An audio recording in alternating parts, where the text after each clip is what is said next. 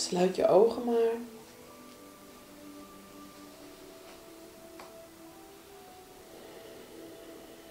En haal maar een paar keer heel bewust adem.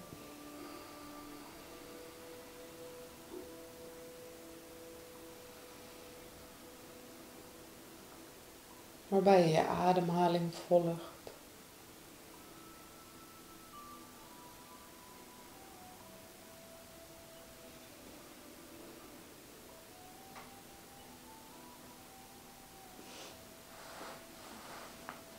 En je voelt hoe je lucht verzamelt. En hoe die lucht door je neus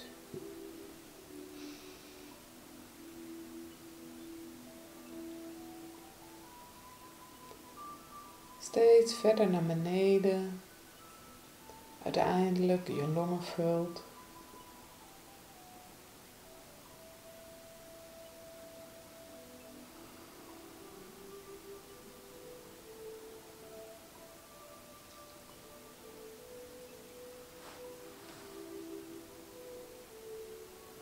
En voel maar eens je ademhaling. Zonder haar te willen beïnvloeden, te willen veranderen.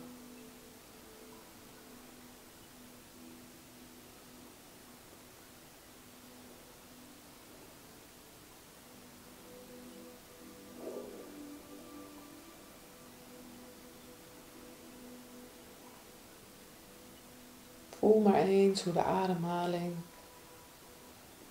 de sleutel is voor het leven.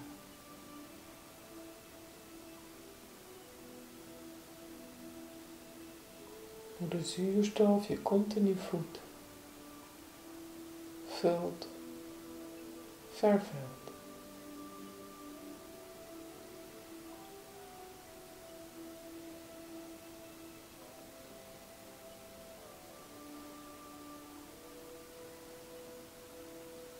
En door je op je ademhaling te concentreren, voel je hoe je steeds meer ontspant.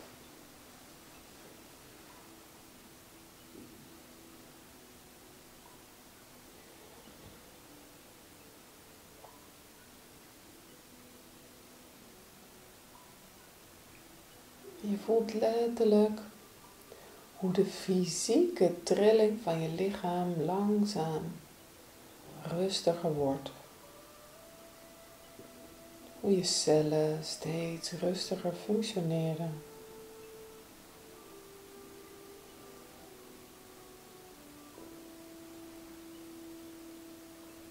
En tegelijkertijd voel je hoe deze fysieke rust ruimte schept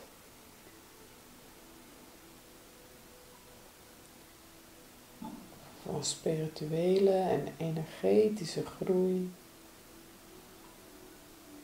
En hoe daar juist de vibratie en de frequentie toeneemt.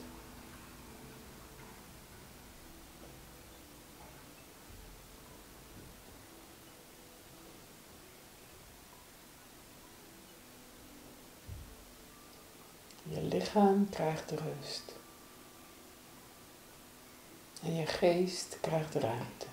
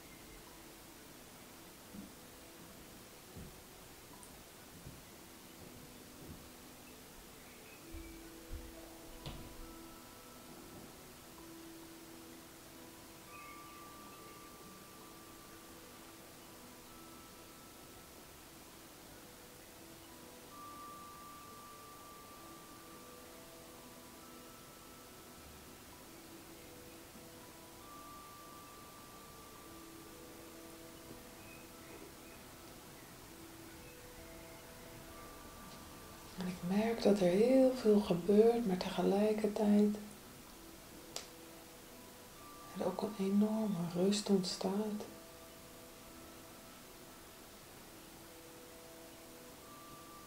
Alsof er een platform van rust wordt gecreëerd.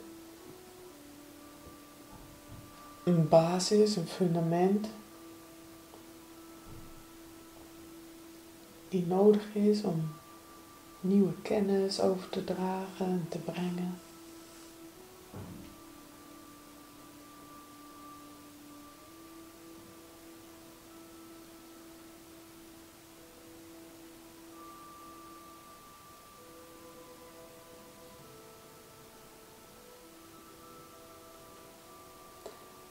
Alsof er een draaikolk ontstaat onder ons.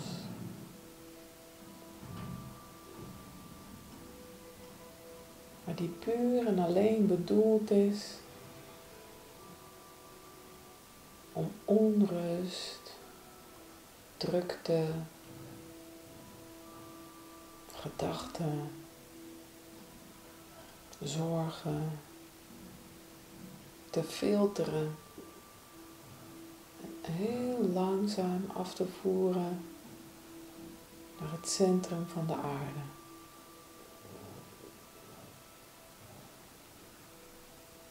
Het is een draaikolk met heel veel verschillende kleuren.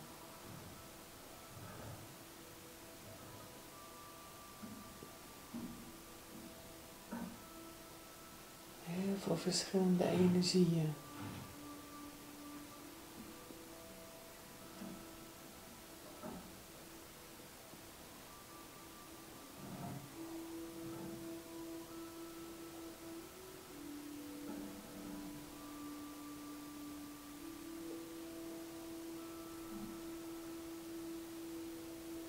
Die is zo ontworpen dat elke kleur aansluit bij iemand hier aanwezig en een heel specifiek element kan bewerken.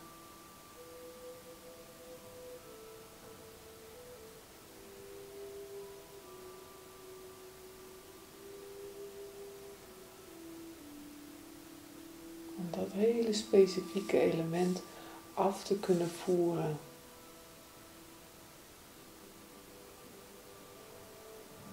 Zodat de basis en het fundament steeds meer kunnen inklinken en stabieler worden.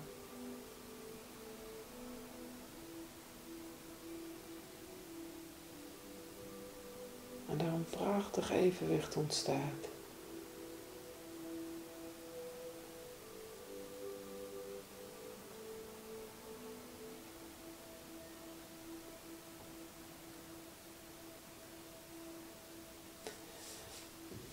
En het is heel bijzonder, want op de thermiek die er ontstaat door de beweging van die draaikolk, zie ik een hele mooie vogel vliegen. Heel rustig. Vol gratie.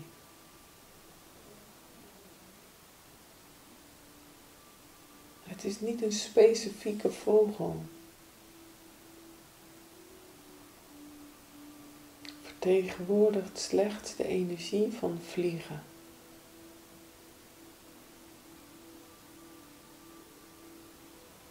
Van zonder technisch ingrijpen loskomen van de aarde.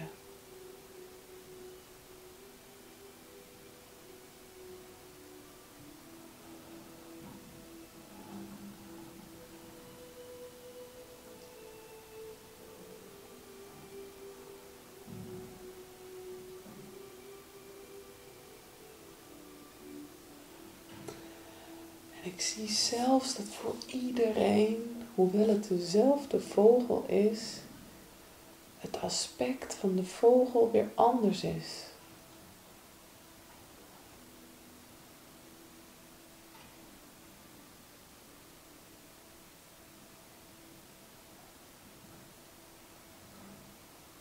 Ik zie tropische vogels, kleurrijk, groot, met lange staart. Ik hij een adelaar of een arend?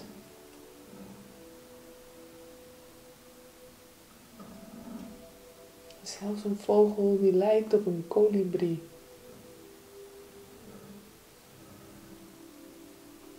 Want voor iedereen is het aspect van vliegen en los zijn en van vrijheid weer anders.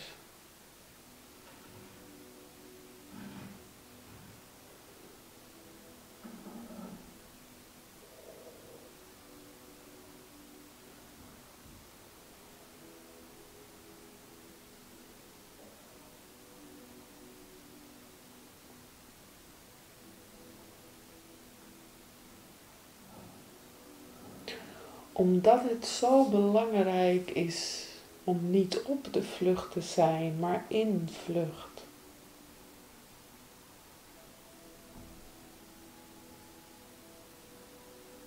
Omdat het zo belangrijk is te kijken van een afstand naar wat is, vanuit je eigen zijn. Vanuit je eigen manier van vliegen.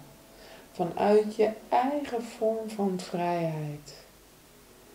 Kijken naar alles wat zich afspeelt in jouw leven. Op aarde. In vogelvlucht.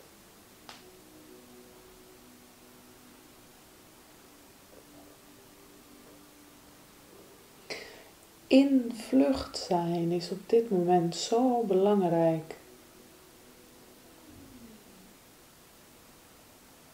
Omdat er zoveel veranderingen plaatsvinden.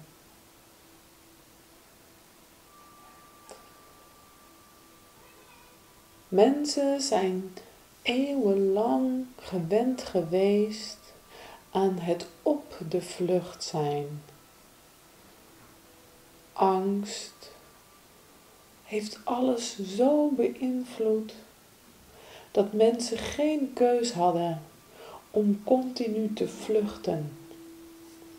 Van iets vluchten of in iets vluchten.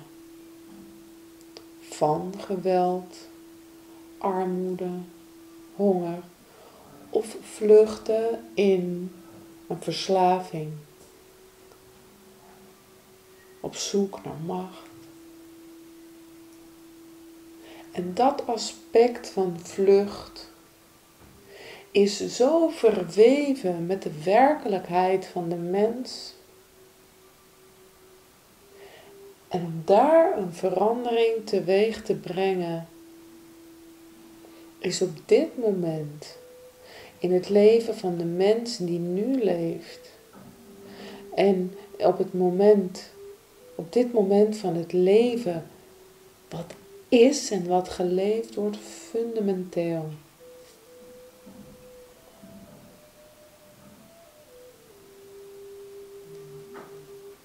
Niet meer op de vlucht voor, niet meer vluchten in, maar in vlucht.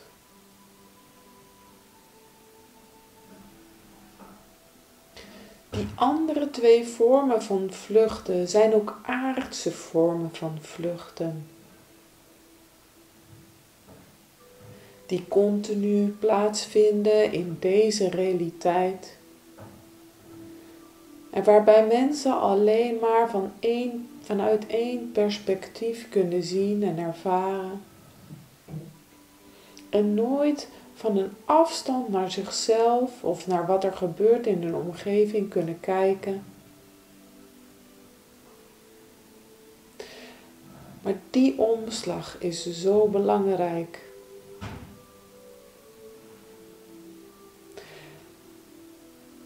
Om één voorbeeld te noemen van het belang van die omslag,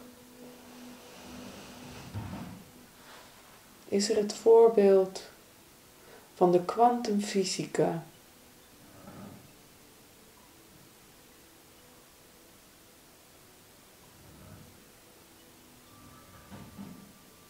Op het moment dat er slechts geleefd wordt in de derde dimensie,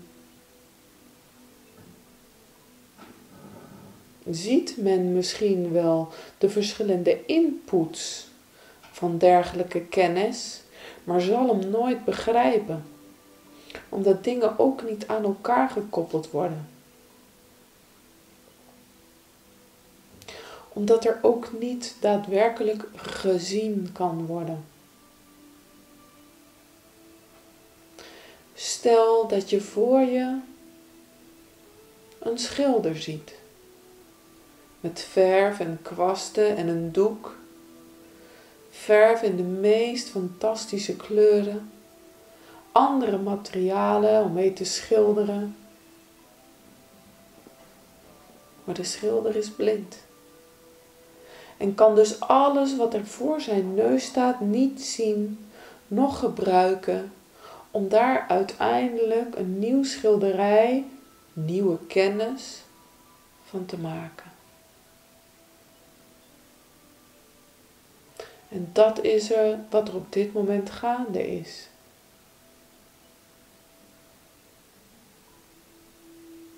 De mens heeft al toegang tot alle inputs, tot al het materiaal wat noodzakelijk is om nieuwe kennis te kunnen creëren. Maar wat nodig is een verandering van kijken, van blik. Niet meer op de vlucht of vluchten in, maar in vlucht. Zodat van een afstand bekeken kan worden waar de mens daadwerkelijk over beschikt. En om al die materialen op een nieuwe manier te kunnen gebruiken. Om nieuwe werkelijkheden te kunnen creëren. Het zal ook van belang zijn dat alle mensen veel meer met elkaar samenwerken. Om terug te komen bij de schilder. De een heeft een pot met groene verf. De andere heeft een pot met blauwe verf. De volgende heeft een kwast. De ander een palet. Een schilderij zal nooit tot stand komen als één van die personen afzonderlijk zal proberen een schilderij te creëren. Pas als al het materiaal bij elkaar komt, gebruikt wordt, de verf op het palet, de kwast in de verf, de kwast op het doek, in harmonie en in samenspraak wordt er iets nieuws gecreëerd. Dan komt de mens in vlucht. Een ander belangrijk aspect waar de mens op dit moment mee te maken heeft en waar de mens een voordeel mee kan doen, maar nog niet zo goed begrijpt wat er gaande is dat het belang van geschiedenis langzaam aan het veranderen is. Als een mens denkt aan geschiedenis, gaat het vaak over oorlog, over honger, over kruistochten, over conflict. De geschiedenisboeken staan vol met informatie en feiten over de Eerste Wereldoorlog, de 80-jarige oorlog. Maar er was uiteraard veel meer. Dat zijn slechts feiten, dingen die gebeurd zijn. Op een tijdslijn die de mens gecreëerd heeft. Maar in de geschiedenis is enorm veel kennis opgedaan. Is enorm veel kennis verzameld. Is enorm veel wijsheid ontstaan. Zijn er enorm veel contacten gelegd tussen de mens en andere alternatieve informatiebronnen. En vanaf nu, als de mens op dit moment aan het verleden denkt, zal niet alleen de geschiedenis van het conflict weerspiegeld worden. maar zal de mens steeds meer toegang krijgen, ook tot alle kennis en informatie die al is ontstaan en opgedaan. De blik wordt anders. Want kijk maar, op de vlucht en vluchten in vinden plaats hier op aarde in deze realiteit. Maar als de mens in vlucht raakt, kan die zien wat er gebeurd is. Zien waar welke kennis wat heeft opgeleverd, gedaan en heeft ontwikkeld. En zal vanuit die blik verschillende aspecten met elkaar kunnen combineren. En directe samenhang gaan zien tussen allerlei verschillende deelaspecten die er al eeuwenlang aanwezig zijn geweest. Maar omdat de blik, het perspectief slechts geweest is op aards 3-dimensieniveau, heeft de mens nooit kunnen combineren. Men liep slechts van A naar B.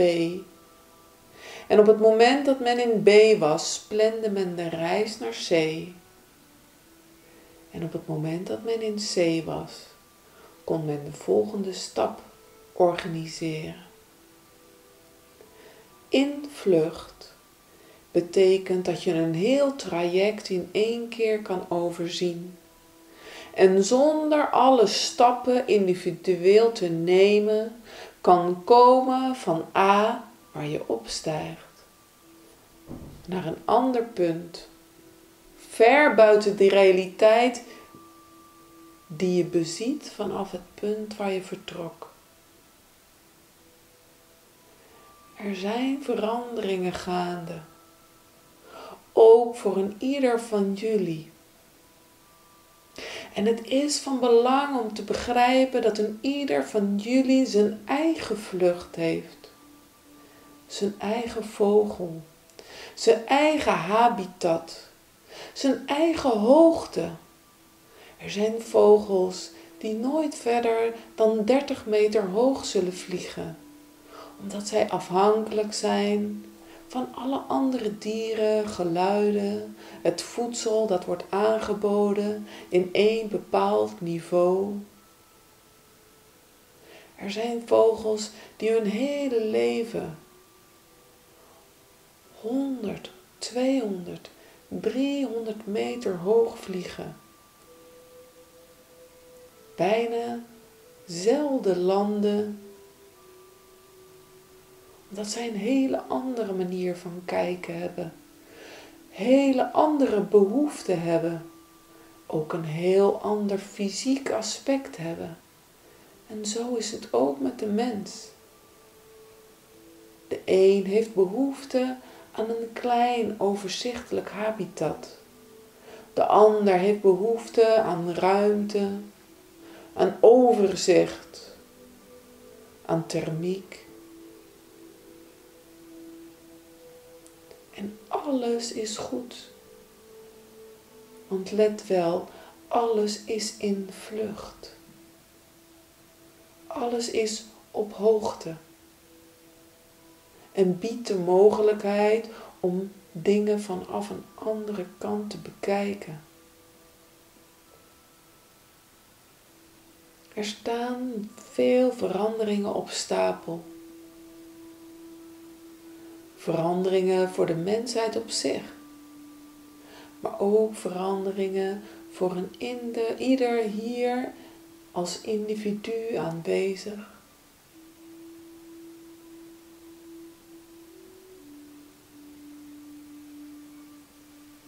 En als je goed luistert, hoor je het bewegen van de vleugels en voel je hoe de vleugels, de lucht, de wind verzet en beweging creëert. Een hele subtiele beweging. Maar het is een hele belangrijke beweging. Want deze beweging die er op dit moment gecreëerd wordt, biedt de druk, de wind, die uiteindelijk noodzakelijk zal zijn om op te kunnen stijgen. Zonder weerstand, zonder luchtdruk, is het onmogelijk om op te stijgen. En wat er nu gebeurt, is dat ze aan een ieder van ons laten voelen dat er een element is waardoor we op kunnen stijgen. Als je niet weet dat het kan, zal je het ook nooit proberen. Als je weet en voelt en ervaart dat de omstandigheden worden gecreëerd om los te laten, te groeien, in vlucht te komen, dan zal dat ook daadwerkelijk gebeuren.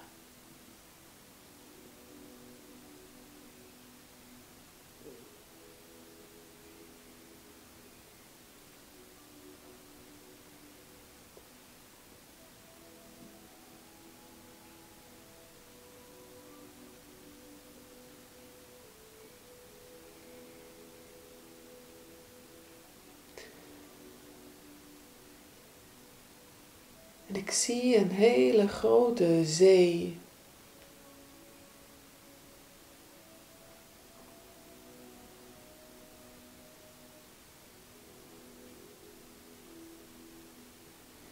En dat heeft te maken met de angst van heel veel mensen om het vertrouwde, het land, de plek waar zij het gevoel hebben altijd te kunnen landen, niet te kunnen verlaten.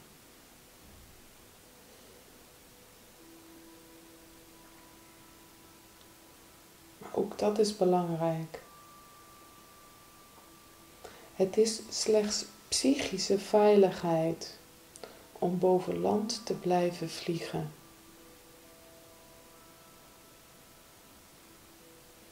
De zee biedt een heel ander perspectief. En bovendien biedt de zee de mogelijkheid om aan de overkant te komen.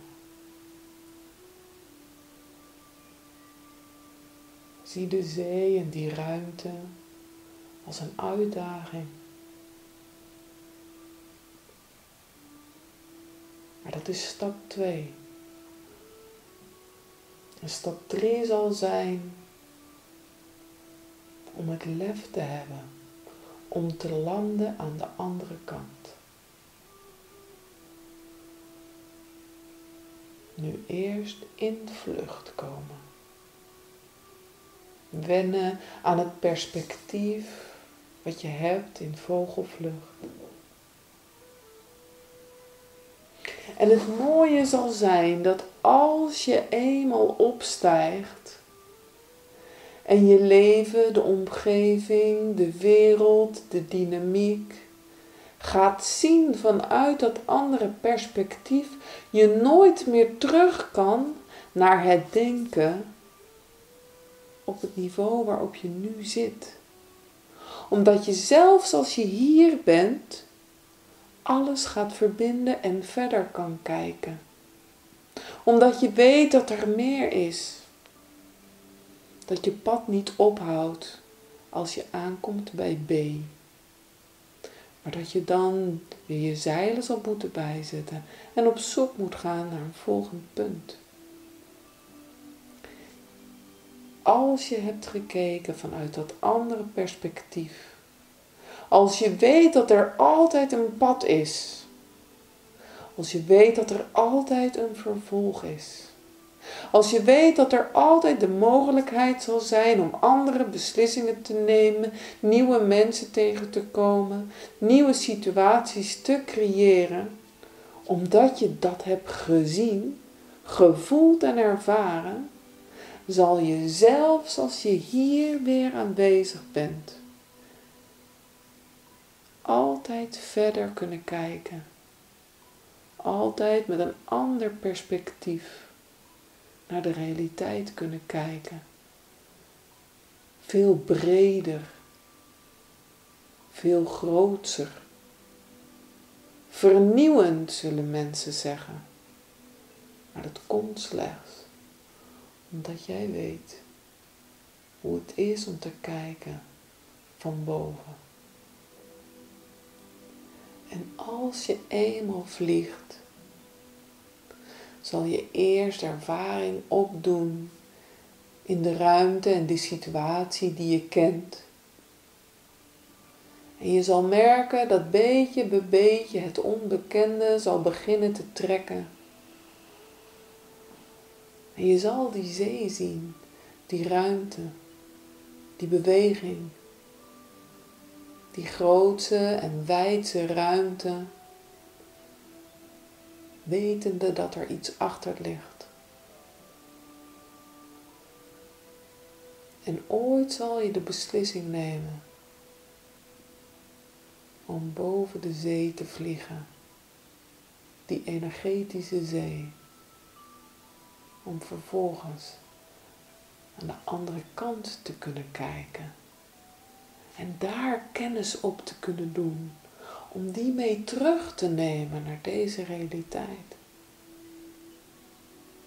Een geweldige verandering. Een verandering die te maken heeft met een verandering in kijken en een verandering die te maken heeft met het je kunnen verbinden met allemaal nieuwe kennis en wijsheid.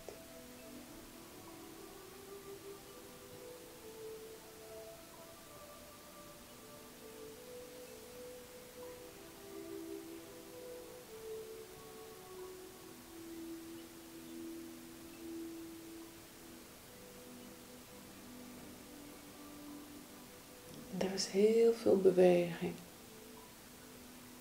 En er is heel veel rust. Rust in de beweging.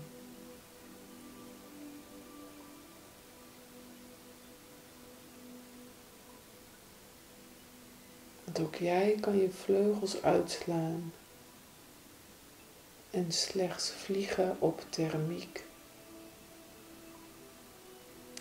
Vliegen hoeft geen energie te kosten. Vliegen is eigenlijk niet meer dan je overgeven aan de bestaande beweging. Je laten gaan.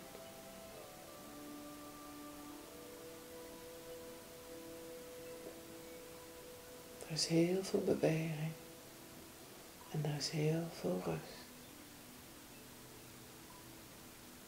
Denk niet dat het je moeite gaat kosten. Want die gedachte alleen al wordt een blok aan je been, waardoor het moeilijk is om op te stijgen. Kijk naar de lucht, naar de veranderingen en geef je daaraan over. En op het moment dat je je daaraan overgeeft, zal er een grote verandering plaatsvinden. Er letterlijk een zee van ruimte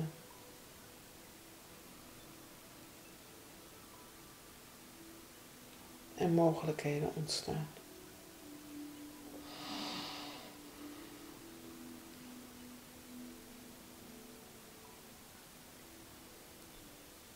En voel nog maar weer een keer de draaikolk. En je merkt hoe schoon die is. Op dit moment hoeft er niks meer naar de aarde gezonden te worden. Alles is stabiel. En iedereen is in rust.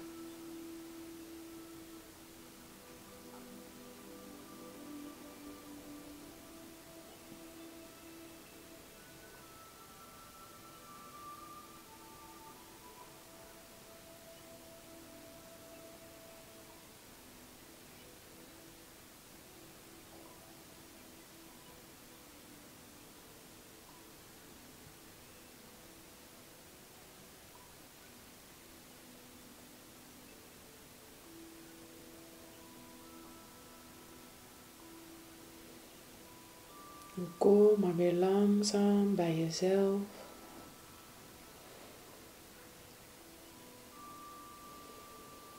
Voel maar weer je lichaam. Je rug, je nek, je hoofd, je gezicht. Je schouders en je handen.